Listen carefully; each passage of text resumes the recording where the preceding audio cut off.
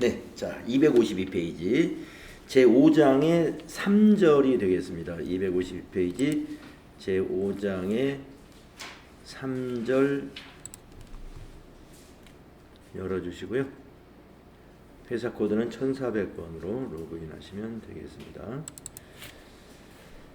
자, 그러니까 지난 시간에 우리가 3일 패션의 결산을 다 마무리했고요. 장부 마감까지 다 끝났습니다. 네, 장부 마감까지 모두 마쳤어요. 그죠?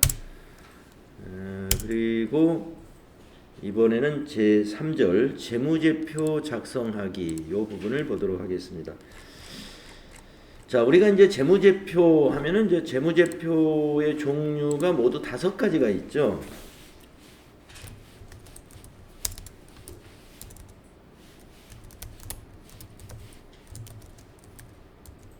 재무제표의 종류가 손익계산서라는 것이 있고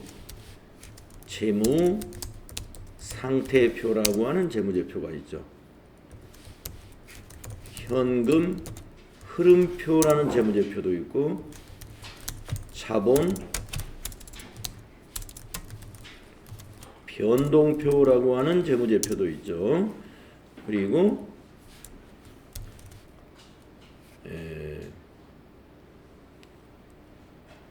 주석이라고 하는 것이죠. 그래서 여러분이 아마 이론 공부하실 때 재무제표의 종류 5가지 암기사항입니다 하고 이론시험, 필기시험 대비하기 위해서 이거 외워둬야 돼요. 자, 우리가 이 재무제표 종류는 모두 5가지입니다.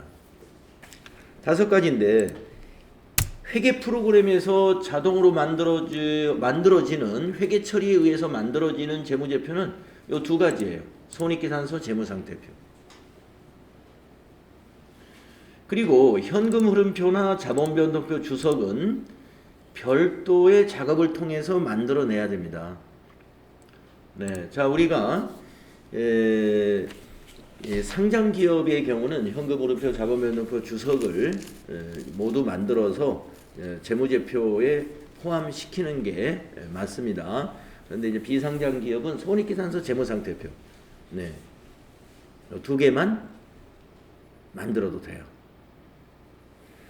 자, 우리 회계 프로그램에 있는 재무제표, 손익계산서, 재무상태표를 만들어 볼 텐데요.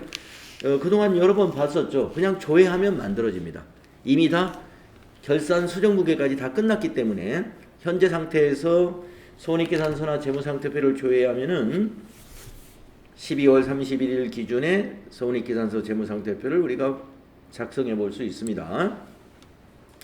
자, 시험에서 현금 흐름표, 자본변동표, 주석의 작성에 대해서는 시험에 출제되지 않아요. 네, 그래서 참고하시고, 자, 필요지식 손익계산서의 작성. 여러분, 손익계산서는 어떤 재무제표냐면은 일정 기간 동안의 기업의 경영성과를 나타내는 재무제표입니다. 일정 기간이라는 거. 자, 그 다음에 이제 재무상태표를 작성을 하면은요, 재무상태표는 일정 시점에 기업의 재무상태를 나타내는 재무제표예요. 자, 다시 말해서 손익계산서는 경영성과를 나타내는 것이고요. 경영성과 하면은 기업을 경영해가지고 성과라는 건 뭐냐면 이익을 얼마큼 냈느냐, 손익을 따지는 것이 성과입니다. 이익을 냈느냐 안 냈느냐. 예. 그래서 이 이익을 내는 것은 기간을 가지고 계산을 하는 거예요. 기간. 상반기 하면 1월부터 6월, 하반기 하면 7월부터 12월. 그 기간 동안에 수익을 얼마를 달성했고 비용을 얼마를 써가지고 이익이 얼마 났느냐. 그래서 이건 결산이니까 우리가 1년치겠죠. 1년치. 그래서 이 손익계산서를 여러분이 조회해 보면 위에 날짜가 이렇게 써 있어요. 1월 1일부터 12월 31일까지 이렇게 기록이 되어 있습니다. 근데 재무상태표를 조회하면은요, 12월 31일 현재 이렇게 되어 있어요. 날짜에. 그 차이가 뭐겠어요? 재무상태표는 일정 시점의 기업의 재무상태. 재무상태는 뭐예요? 성과하고 다르죠. 물론 성과가 좋아야 재무상태가 좋아지는 거지만 재무상태라는 건 현재 자산, 부채, 자본의 상황이 이렇다. 현재 상태를 보여주는 것이죠.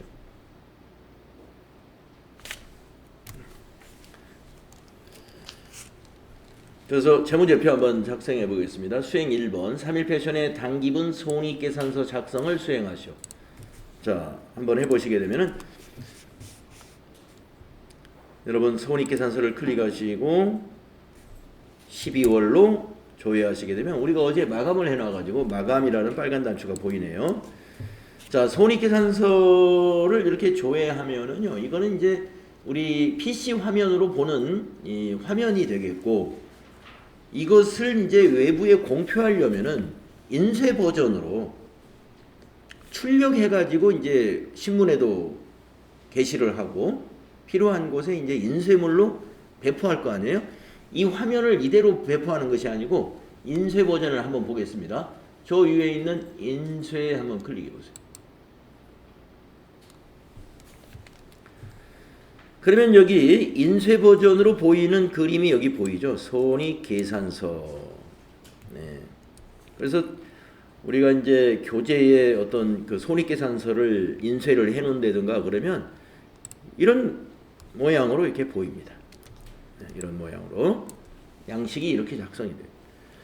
이 손익계산서라는 제목 밑에 보시면 여기가 전기, 이쪽이 당기 자료인데 보시다시피 제5기 전기는 22년 1월 1일부터 22년 12월 31일까지, 제6기 당기는 23년 1월 1일부터 23년 12월 31일까지.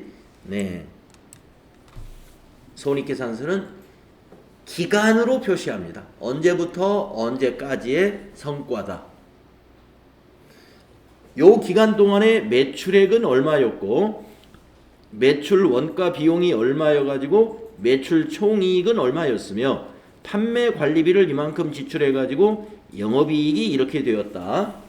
영업의 수익은 얼마고 영업의 비용이 얼마여서 법인세 차감 전 이익은 얼마고 당기순이익은 얼마다. 이런 것을 순차적으로 보여주죠.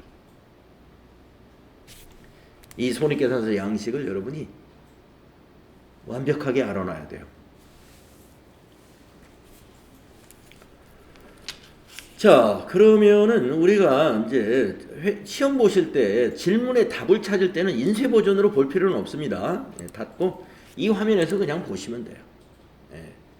만약에 시험에서 당기의 매출 총이익이 얼마냐? 그러면 이 숫자를 여러분이 컨트롤 C 해가지고 그 답안을 입력하는 그 괄호에다가 커서를 놓고 컨트롤 V 해서 답안을 작성하면 됩니다. 복사가 안 되는 셀에 있는 숫자인 경우는 그냥 보고 타자하시면 돼요. 예, 시험 보실 때 이 콤마를 넣는 거는 괜찮습니다.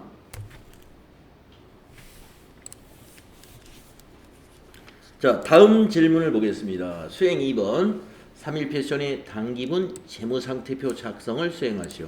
네, 재무상태표도 한번 작성해 봅시다. 손익계산서 위에 있죠? 재무상태표 12월로 조회를 하시면 작성이 된 거예요. 네. 이것도 역시 화면으로 조회해보는 화면입니다. 이걸 만약에 외부에 공표한다 그러면은 인쇄 버전으로 하는 거예요. 인쇄 한번 클릭해 볼까요? 네, 그러면 이렇게 보이죠. 자산 쭉 유동자산 비유동자산 순서대로 열거한 다음에 자산 총계, 그 다음에 부채 유동부채 비유동부채로 구분해 가지고 열거한 다음에 부채 총계, 그리고 자본, 자본금, 자본잉여금, 자본조정, 기타 포괄 손익 순서대로 표시해 가지고 자본 총계, 맨 밑에는 부채 및 자본의 총계 이렇게 표시하죠. 그래서 부채 및 자본의 총계와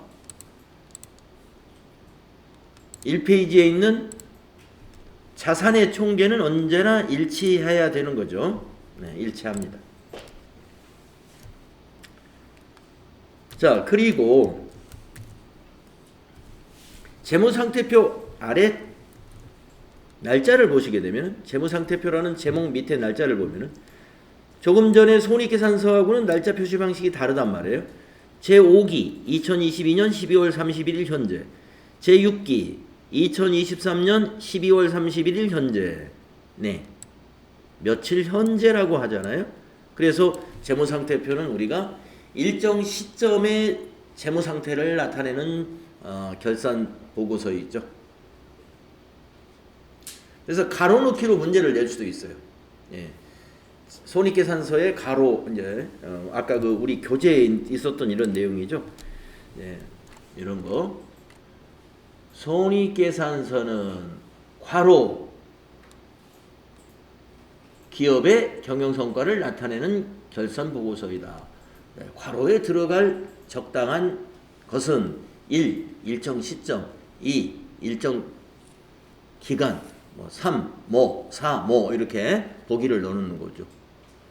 그러면 손익계산서는 경영성과인데 일정 기간 동안의 경영성과구나. 그걸 여러분이 답을 찾아야 돼요. 또 보기를 1, 2, 3, 4 보기를 넣어놓고 살짝 틀리게 보기를 만들어 놓는 그런 문제도 우리가 기출문제에서 많이 봤는데요. 예를 들어서 보기 1번에 이렇게 해놔요. 재무상태표는 일정 기간의 기업의 재무상태를 나타낸다. 그럼 그거 틀렸다고 해야 돼요. 왜냐? 재무상태표는 기간이 아니에요. 시점입니다. 손익계산서가 기간입니다. 네, 그래서 이론시험을 여러분 대비하기 위해서 제가 이걸 강조해서 말씀드리는 겁니다. 손익계산서는 기간이라는 거, 재무상태표는 시점이라는 것을 기억하셔가지고 가끔 보기에서 올바르지 않은 거, 틀린 것을 찾아라 하면은 그 보기를 읽고서 잘못된 부분이 살짝 어디엔가 있단 말이에요. 그걸 찾아내셔야 돼요. 다음에 수행 3번을 보겠습니다. 12월 31일 매출 채권과 매입 채무의 잔액은 얼마냐? 이렇게 물었습니다. 그러면 우리가 지금 작성해 놓은 손익계산서와 재무상태표 중에서 매출 채권과 매입 채무의 잔액이 보여지는 것은 어디에 있을까요? 재무상태표에 있는 거죠. 재무상태표에 자산 부채가 표시되니까 매출채권은 자산이고 매입채무는 부채니까 재무상태표에 있을 거예요. 자, 그러면 재무상태표 우리 열어놓은 거 한번 보시겠습니다. 재무상태표 이 화면을 보시게 되면은 자, 매출채권이 뭐예요? 요 외상매출금하고 요 받으러금입니다. 외상매출금 2,926만 5천원,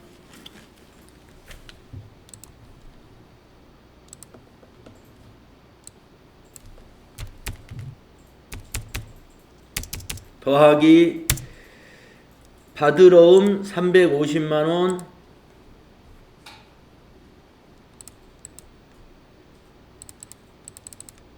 더하면 3,276만 5천원이죠. 자, 그런데 우리가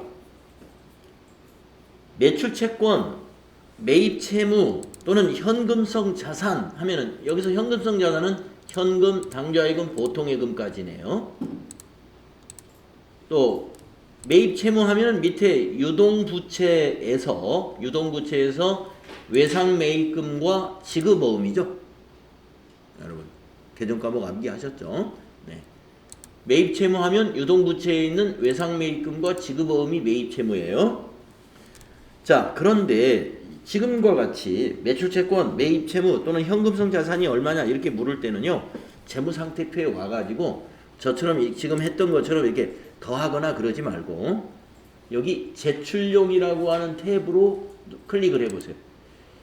제출용 하면은 아까는 우리가 과목별로 보고 있는 거고요. 그 옆에 제출용을 클릭하게 되면은 통합계정끼리 묶어져요. 통합계정끼리 묶어져 가지고 여기 보시다시피 파란색으로 계정 과목이 표시됩니다.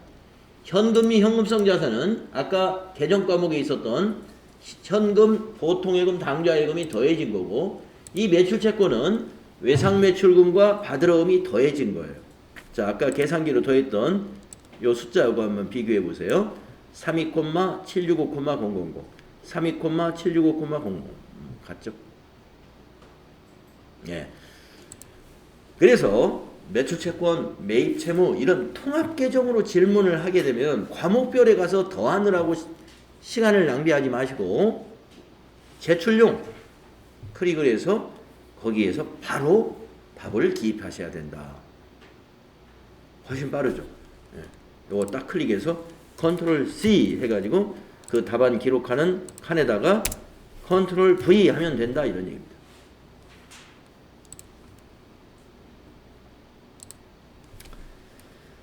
네, 자, 재무제표 작성하기. 네, 우리 회계 프로그램에서 자동으로 작성되는 재무제표는 손익계산서 재무상태표가 되겠습니다. 그래서 이렇게 그 손익계산서 재무상태표를 여러분이 보실 줄 알아야 된다. 다음은 256페이지에 가서 출제 예상 평가 문제, 예, 한번 5개가 있는데 그거 한번 다 해볼까요? 고정자산관리대장을 조회해가지고 신규 취득 증가에 해당하는 고정자산의 총계 금액이 얼마냐. 우리가 이제 고정자산관리대장에 가면은 전기에서 2월된 기초금액에다가 또 단기에 감가상각한 것은 얼마, 그래서 감가상각 누계액이 얼마, 또 신규 증가분은 얼마, 이런 것 등이 다 나와 있습니다. 항목별로. 한번 가보겠습니다. 고정자산관리대장이라는 메뉴가 여기에 있죠. 고정자산 등록의 두 번째 메뉴, 고정자산관리대장. 항목은 전부 엔터를 치시면 돼요. 전부 엔터를 치면 전체가 작성이 될 텐데요. 보시다시피 고정자산별로, 자산명별로, 취득일자, 기초가액, 전기말 상각누계액, 전기말 장부금액, 그리고 단기에 취득한 부분은 여기에. 그래서 여러분도 기억하시겠지만 단기에 신규로 취득했던 것은 차량 운반구, 여기 승용 7466 그랜저로 기억이 나실 텐데요. 2,750만원 부가세 포함해서 취득원가로 우리가 입력을 했었고, 그 다음에 업무용으로 사용할 컴퓨터 120만원짜리 단기에 취득란에다 입력했었죠. 그래서 두 개를 더한 것은 2,870만원이다. 그래서 답이 이겁니다. 신규 취득 증가분의 금액이 얼마냐? 2,870만원. 마우스를 여기 딱 클릭해 보니까 클릭이 안 돼요. 이렇게 클릭이 안 되는 것은 아까처럼 컨트롤 C, 컨트롤 V가 안 되죠. 이 숫자 보고 28,700,000을 답안에다 입력하셔야 되겠네요. 다음 2번. 재무상태표 조회로 12월 말 현금 및 현금성 자산 금액이 얼마냐. 네, 조금 전에 열어놨던 거 있죠. 조금 전에 열어놓은 재무상태표에 제출용에 가면은 현금 및 현금성 자산 여기 딱 나온다 말이죠. 네, 이거를 갖다가 컨트롤 C 클릭하고 컨트롤 C에서 붙여넣기 하면 되겠네요. 161,792,100이 되겠습니다. 다음에 세 번째 문제. 손익계산서 조회해서 단기의 매출총이익 금액은 얼마냐. 여러분 매출총이익의 위치 아시죠? 자, 손익계산서 조회해놨죠. 매출총이익이 이겁니다. 단기 거는 6,705만원, 전기 거는 2억 5,016만 6천원이 되죠. 단기 거니까 이걸 클릭하고 컨트롤 C에서 붙여넣기로 답을 작성하면 되겠네요. 다음에 4번. 계정별 원장을 조회하라. 12월 말 비용에서 대체 회계 처리된 손익계정 금액은 얼마냐.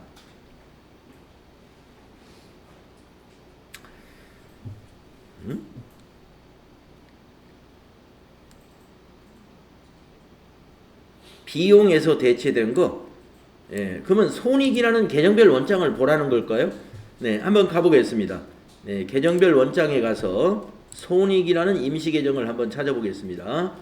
계정별 원장 1월 1일부터 12월 31일 계정 과목에서 물음표 단추 눌러서 손익이라는 계정을 한번 찾아보겠습니다. 네, 400번 손익 있네요.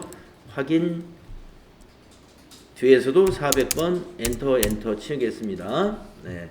자, 손익 계정은요. 우리가 어제 결산을 안 하신 분은 손익 계정이 없어요.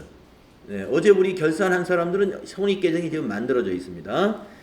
자, 손익 계정의 대변에는 수익이 대체가 되어 있고 손익 계정의 차변에는 비용이 대체되어 있습니다.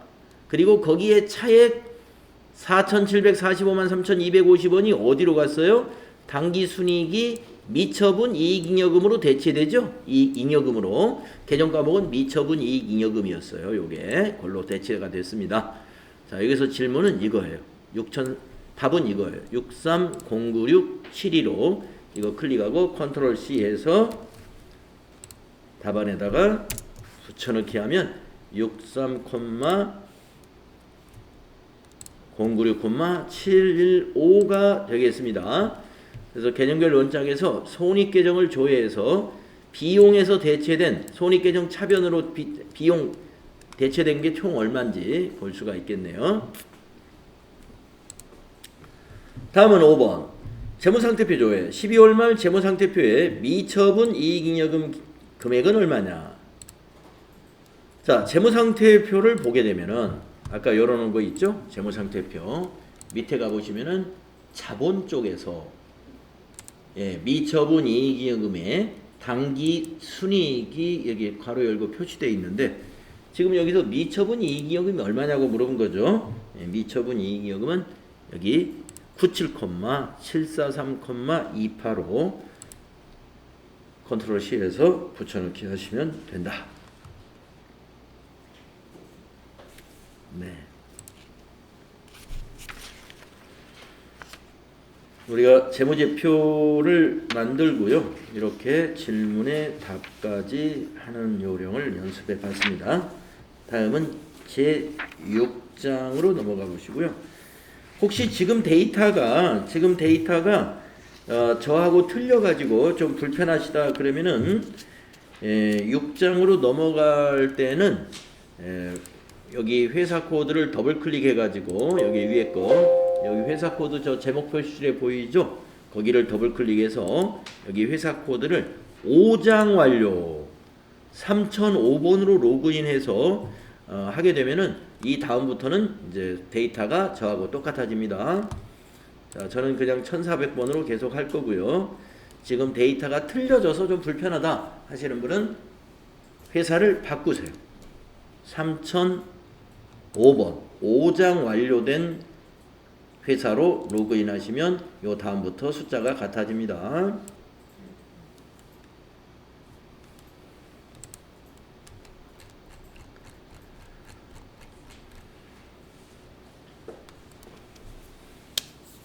자, 제6장 회계정보 시스템.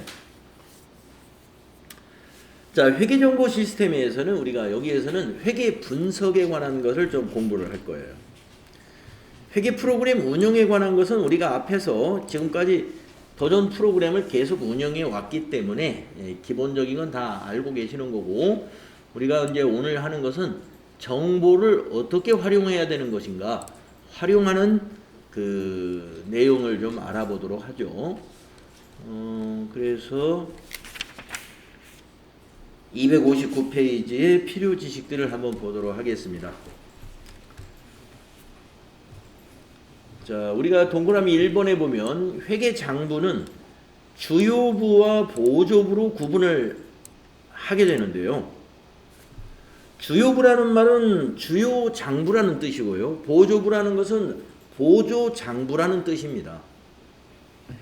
주요부가 먼저 만들어지고 그 주요부에 있는 데이터를 가지고 다양한 보조장부가 만들어지는 거라 이렇게 보시면 돼요. 그러면 우리 회계에서 복식부기에 의한 기장을 하기 위한 회계장부에서 가장 기본이 되는 기초가 되는 주요 장부, 즉 주요부는 무엇이냐? 두 개입니다. 분계장과 총계정 원장을 주요부라고 하고요. 나머지는 다 보조부다.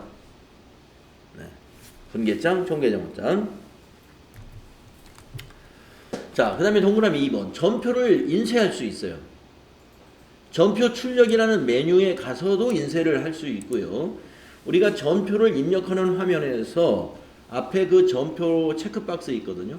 체크박스 클릭하고서 상단에 있는 인쇄 단추를 누르면 그것을 출력할 수 있습니다. 출력은 프린터로도 바로 출력할 수도 있고 JPG 이미지나 PDF로도 출력할 수가 있죠. 네. 분계장이라는 그 우리 주요 장부가 있는데요.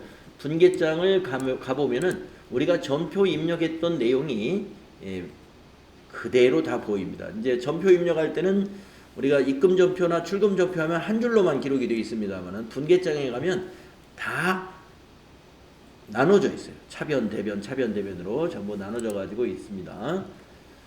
자, 총계정 원장 이거는 굉장히 참 그 유용한 장부죠.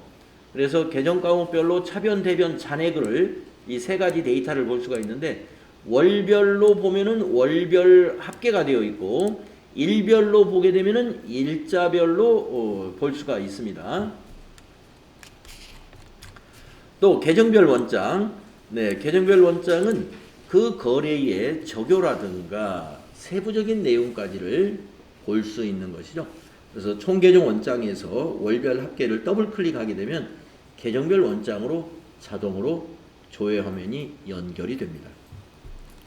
거래처 원장, 거래처별로 거래 내역, 잔고를 확인할 때 거래처 원장에서 조회하시면 편리합니다.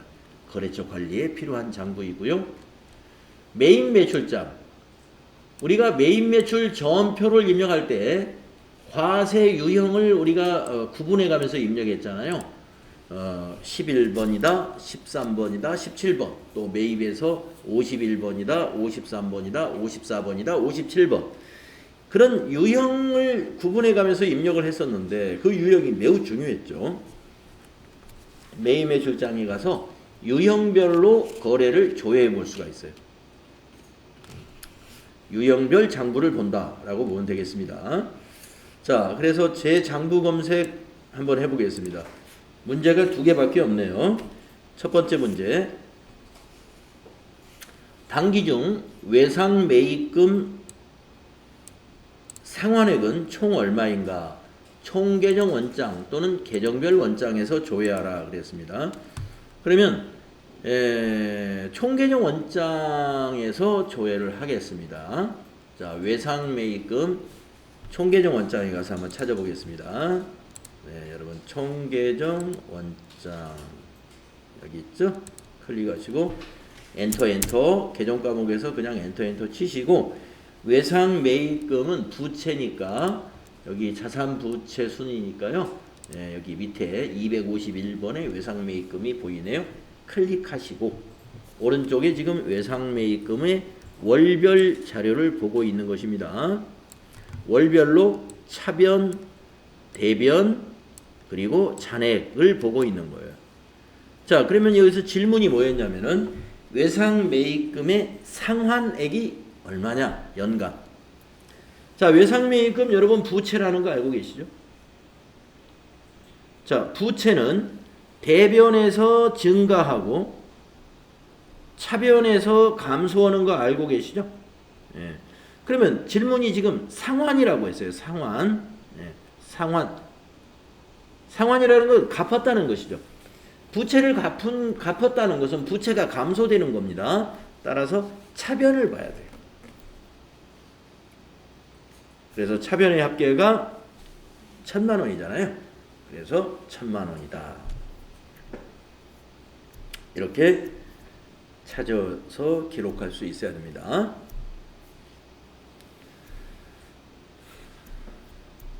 그래서 질문에서 이제 이 총계정 원장이든 계정별 원장이든 보는 방법이 차변과 대변, 자산에서는 차변이 뭐예요? 증가된 거. 대변은 뭐예요? 감소한 거. 부채는 지금 대변에서 증가하고 차변에서 감소한다. 그래서 여기서는 지금 외상매입금 감소액이 얼마냐 이렇게 질문하지 않고 상환액이 얼마냐 이렇게 물었단 말이에요. 상환액이다. 그러면 외상매입금 감소액이다. 다음은 수행 2번 보겠습니다. 2기 예정 7월부터 9월 신용카드 과세로 매출한 거. 자, 매출 과세, 신용카드 과세 매출은 17번 유형이었죠. 그거의 건수와 공급대가 금액이 얼마냐.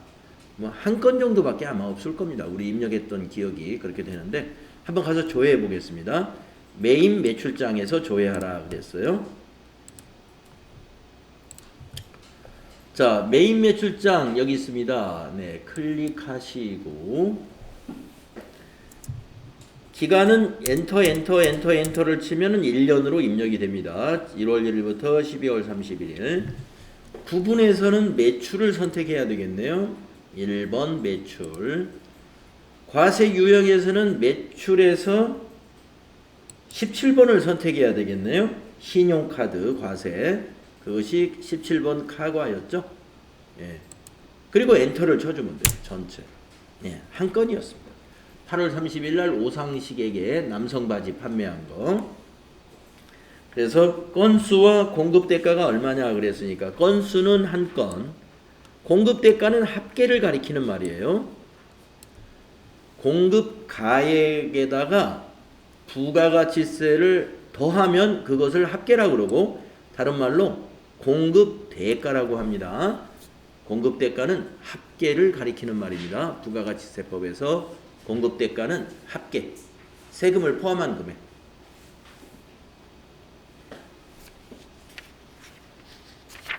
자, 이렇게 우리가 일단은 그 회계 정보를 분석하려면 장부를 볼 줄 알아야 돼요. 네, 장부를 보고서 그 판단할 수 있어야 되고. 다음 페이지 넘어가겠습니다. 262페이지 넘어가겠습니다. 자, 262페이지 보시면은 이번에는 결산서를 보고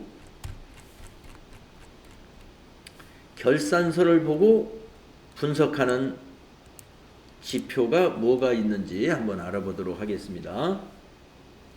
자, 회계정보 분석이란 어떤 것인가? 요 세 줄로 된 내용을 한번 읽어볼게요. 회계정보 분석은 기업이 공시하는 재무제표의 회계정보를 분석하여 기업의 정보 이용자들의 합리적인 의사결정에 유용한 정보를 제공하는 것을 말한다.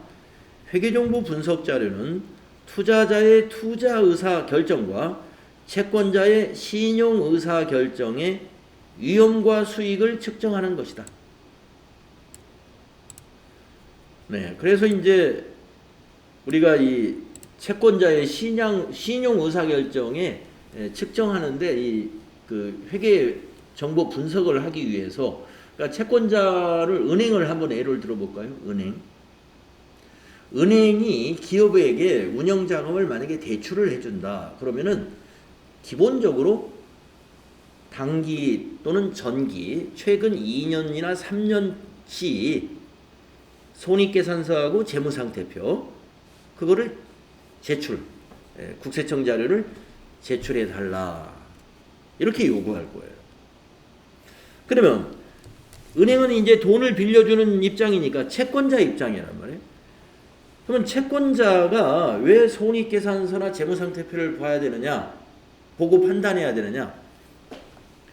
재무상태표를 보면은 그 회사가 얼마나 위험한 회사인지, 건전한 회사인지를 알 수가 있어요. 부채가 너무 많으면 위험한 회사. 자기 자본이 반대로 부채가 적고 자기 자본이 더 많은 회사, 자기 자본 비율이 그걸 높은 회사라고 그러죠. 그러면 우리가 그건 건전한 회사라고 일단 봅니다. 근데 지금 상태는 좀 위험해요. 무슨 말이냐면 부채 비율이 다른 기업에 비해서 높은 편이에요. 그런데 또 뭐를 봐요? 손익계산서를 또 본단 말이에요. 손익계산서 3년치를 봤더니 손익계산서에 보면 수익과 그 수익성이 보이지 않습니까? 첫째, 매출액이 어떻게 되는가? 3년간 매출액이 계속 2배씩 증가해요. 예를 들어서 3년 전에 1억이었는데 또 2년 전에는 2억이 되고 또 지난해에는 3억이 됐어요. 매년 곱으로 이게 매출이 증가하더라고 한번 예를 들어봅시다. 그리고 당기순이익도 계속 증가해요. 자, 수익성을 보니까 장래가 아주 있어 보이는 최근에 아주 잘 나가는 그러한 미래 현금 흐름이 그걸 이제 좋다라고 말하죠. 미래 현금 흐름이 좋을 것으로 예상된다 이거예요. 자, 그러니까 손익계산서를 보면요, 그 회사의 미래가 보여요.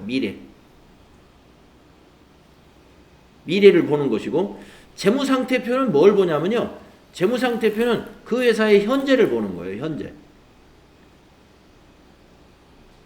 그래가지고 이제 그걸 대출 심사를 하는 겁니다. 현재가 조금 위험하더라도 미래가 지향성이 좋으면 대출을 좀 줄 수도 있는 것이고, 만약에 현재도 좋고 굉장히 건전하고 미래도 굉장히 좋을 것으로 예상된다. 그러면 당연히 충분히 이제 그 신용이 좋아지죠. 신용이 좋아지면 대출 금액도 커지고 이자율도 낮춰주죠. 바로 그런 결정을 하는 겁니다. 자, 이와 같이 재무제표를 가지고 채권자 입장에서도 그 기업의 신용 결정을 하는데 사용이 되는 거고요. 투자자들도 마찬가지예요. 투자자 하면 제일 이제 우리 쉽게 생각할 수 있는 게 주식 투자 아니겠습니까? 예. 주식을 사줄 때 그 회사, 되게 이제 우리 개인 투자자들은 소문만 듣고 사죠, 그냥. 예. 친구가 주식을 많이 한 경험이 있는데 이걸 샀대더라 그러면 나도 사면 되겠지. 나는 친구를 믿을 수 있으니까. 네. 되게 그렇게 합니다. 실패할 확률이 매우 높죠. 예. 친구도 모르고 그냥 한 거예요. 그런데 이 투자를 제대로 하는 사람은 종목이나 이런 걸 선택할 때 말이죠. 공부를 분석을 많이 하고 한다 이럽니다. 실패하지 않아요. 네. 언제가 왜냐면 그 회사의 재무제표는 거짓말을 안 합니다. 현재 상태가 괜찮아. 건전한 회사예요. 건전하고 손익계산서도 계속 흑자를 내고 있는 회사입니다. 근데 이상하게 주가가 좀 평가가 낮게 돼 있어요. 그러면 언젠가 그건 가지고 있으면 오르게 돼 있습니다. 건전한 회사니까. 네. 아무튼 이 투자자의 의사결정에도 이 회계 정보가 중요하다는 겁니다. 그러니까 최소한 여러분들이 큰 돈을 투자한다 그러면요, 재무제표 분석은 하고서 투자하셔야 돼. 그래야 좀 안심이 되는 겁니다. 그래야 이걸 이제 자기 의지대로 하는 것이지 그냥 아무것도 모르고 투자하면요, 소문에 이렇게 휩싸여가지고 팔아야 된다더라 그냥 팔고, 손해보고 팔고, 또 비쌀 때 막 사게 되고, 휘둘려서 안 되겠죠. 자, 그러면 한번 재무상태표 관련 지표 중에서 대표적인 것을 한번 보겠습니다. 우선은 유동비율과 당좌비율 요 두 개하고 그 밑에 있는 부채비율하고 자기자본비율 이 두 개로 나누어서 이 두 개가 좀 성격이 달라요. 자, 유동비율, 당좌비율을 보게 되면 공식을 한번 볼까요? 유동비율은 유동자산을 유동부채로 나누었죠. 분모가 유동부채이고 분자가 유동자산입니다. 예, 나눠가지고 곱하기 100 비율을 냈어요. 여러분, 유동자산이라는 것은 우리 배웠잖아요. 1년 내에 현금화가 가능한 자산. 예, 이미 현금이거나 현금을 포함해서 1년 내에 현금화가 가능한 자산들입니다. 우리가 보통 재고자산이다 그러면 다 1년 내에 현금화가 가능한 것으로 보는 거예요. 재고자산이란 건 뭐예요? 만약에 제조회사다. 그러면 지금 공장에 있는 제품들, 아니면 지금 만들고 있는 제공품들, 아니면 지금 만들려고 원재료를 자재창고에다가 싸놨어요. 이런 것들도 앞으로 제품을 만들어서 팔 거란 말이에요. 지금 공장에 있는 모든 재고자산은 조만간에 제품화되어서 시장에 나갈 거잖아요. 그래서 보통의 일반적인 재고자산들은 거의 다 한 달 안에 아니 1년 안에 회전이 다 일어나는 겁니다. 그래서 우리가 기업의 재고자산들은 유동자산에 포함시킵니다.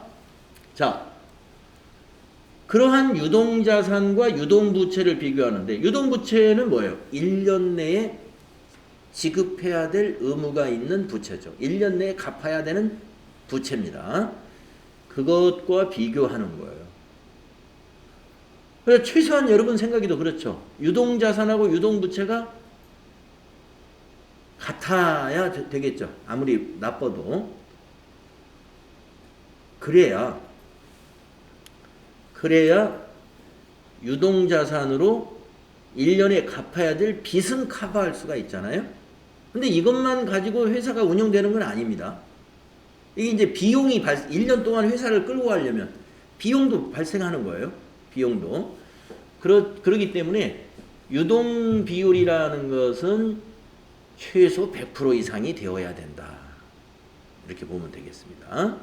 이게 뭐냐면은 그 기업의 내년도 지급 능력을 알 수가 있는 거예요. 지급 능력. 만약에 유동 비율이 100%도 안 된다 그러면요, 은행의 입장에서 채권자는 더 이상 대출을 해주려고 하지 않을 거예요. 아니, 내년에 갚을 돈도 내년에 없는데 회사 운영은 뭘로 하겠어요? 종업원들 급여는 뭘로 주고 빚 갚을 돈도 모자라는데. 예. 그럼 경영이 어려워지지 않습니까? 그러니까 이제 은행 입장에서는 그런 회사를 빌려주어야 그 회사가 살아남는데, 그러면 이제 그래도 빌려줘야 될까? 보는 것은 뭐예요? 수익성을 보면 되죠. 손익계산서를 보니까 지금 막 성장하고 있는 회사예요. 아까 말씀드린 대로 해마다 매출이 막 2배 가까이 이제 성장하고 있는 회사예요. 그러면 살아남을 수 있겠죠. 그래서 그런 회사는 지급 능력이 현재는 어렵지만 앞으로 영업성과가 좋을 것으로 예상되니까, 네, 다른 판단을 할 수 있겠습니다만은, 네, 아무튼 유동비율, 그 기업의 재무 유동성을 얘기하는 거고요. 바로 지급 능력이 있느냐, 이걸 보는 겁니다. 그러면 당좌 비율은 뭐냐? 유동비율하고 성격이 비슷해요. 다만 유동자산을 유동부채로 나누는 게 아니라 당좌자산을 유동부채로 나누는 겁니다.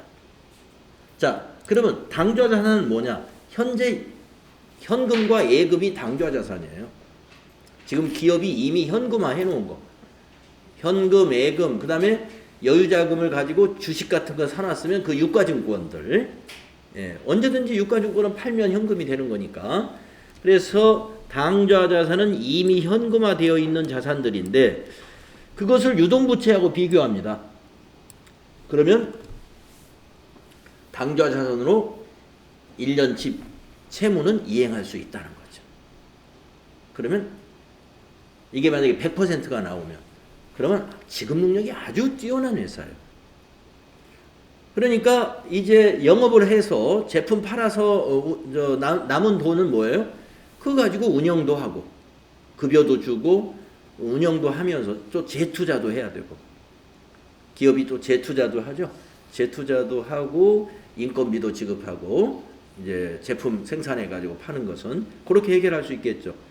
그래서 이것은 당좌 비율이라는 것은 유동자산 중에서 현금화할 수 있는, 바로 현금화가 가능한 당좌 자산으로 단기에 채무를 지급할 수 있는 능력을 보는 겁니다. 해결할 수 있는 능력. 그래서 이것도 지급 능력이나 마찬가지예요. 현금 지급 능력이라고 볼 수가 있죠. 그래서 이거는 뭐냐? 유동비율, 당좌비율은 그 기업의 지급 능력을 나타내는 지표다. 지급 능력을 나타내는 지표. 유동 비율은 100% 이상이 바람직한 거고요. 100%가 안 되면 굉장히 위험한 회사라고.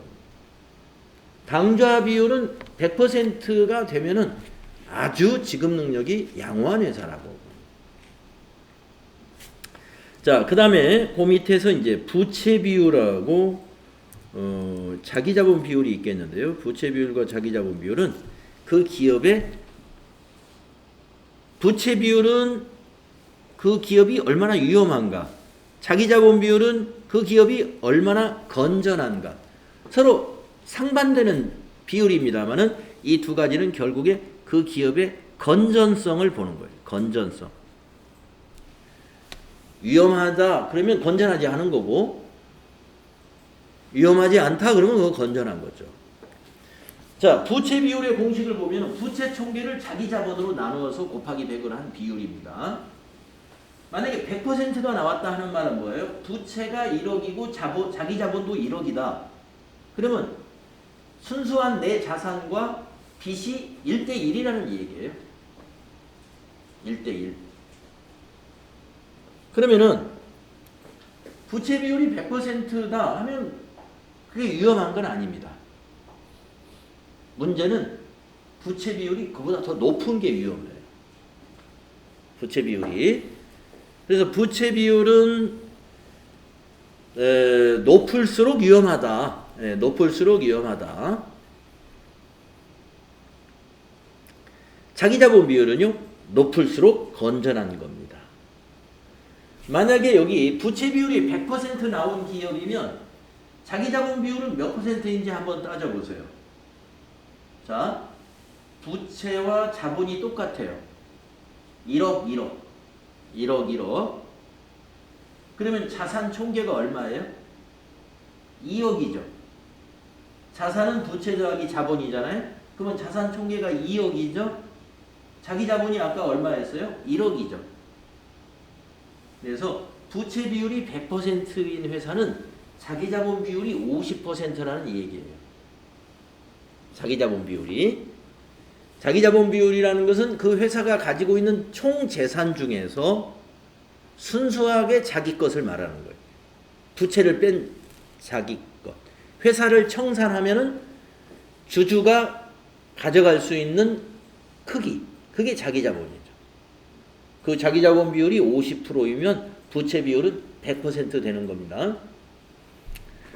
그러니까 그 정도면은 뭐 그렇게 나쁜 건 아니죠. 그러나 가장 건전한 회사는 자기 자본 비율이 100%면 아주 좋은 거죠. 채무가 하나도 없는 거예요. 예. 차입금이 하나도 없다는 거죠.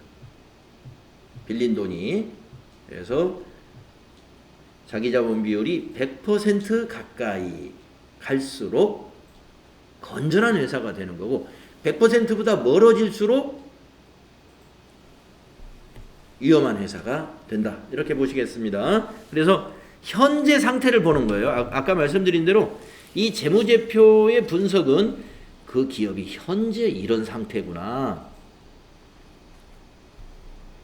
현재 상태를 점검해 보려면 재무상태표를 봐라. 현재 지급 능력과 현재의 건전성을 보는 겁니다.